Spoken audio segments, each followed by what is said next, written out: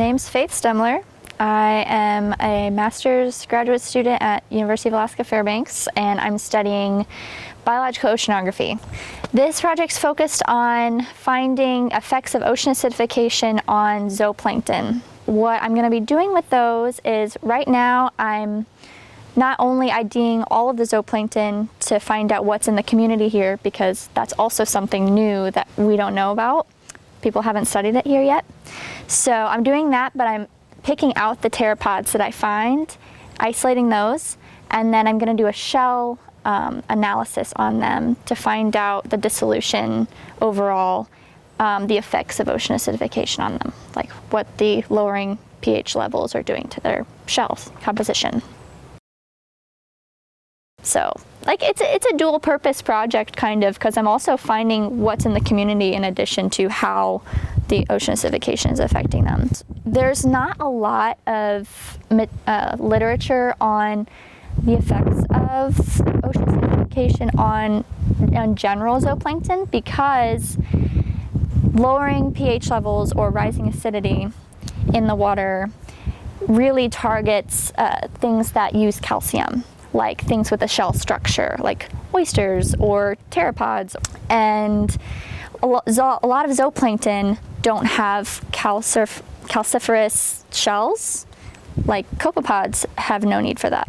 But what we think in my lab, my advisor and I, think that there's going to be a shift in ion balances. So, like, the zooplankton are going to have to work a lot harder to maintain their internal levels, and that's going to be taxing on them in the long run. And then we may not find certain species because of that in the water column. So it's good to do a continuous study, because then you'll find out, oh, these aren't surviving very well here. Maybe that's because of the ocean acidification. In addition to our plankton toes, we're also taking a CTD and rosette system and dipping that in the water.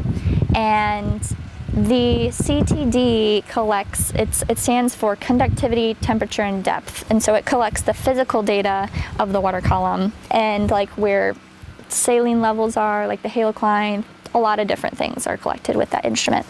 But the rosette system, which is the bottle system, collects water at different depths. And we can use that to find how much chlorophyll is in the water at these different depths, and what that relates to the zooplankton, whether it's the higher chlorophyll levels are really bringing more zooplankton about because there's more phytoplankton there or whatever. There's also like different nutrients that we analyze with that water. And so we can also, again, correlate it to the zooplankton that we find there too. So it's all in correlation with one another, which is why we do it. It better describes the water column than just us collecting animals. I want to thank everybody at the National Park Service here for being so ready and willing to assist us with this project, and just being open in general for researchers here. It's been really awesome working with everyone.